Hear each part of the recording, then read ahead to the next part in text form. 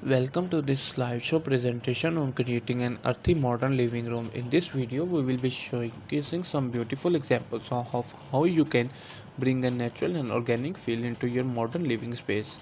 Let's start with the color palette. An earthy modern living room usually features neutral colors like beige, cream, or gray. These colors create a calming and relaxing atmosphere and serves as a perfect backdrop of natural elements.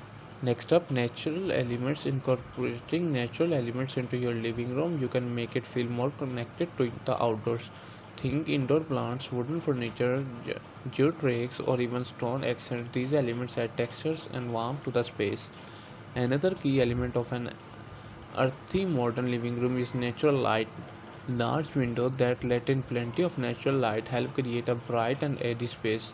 Not only does natural light improve your mood and productivity, but it also highlights the natural elements in the room. A living room with a cozy corner filled with cushions and throws. Finally, let's talk about creating a cozy and inviting atmosphere.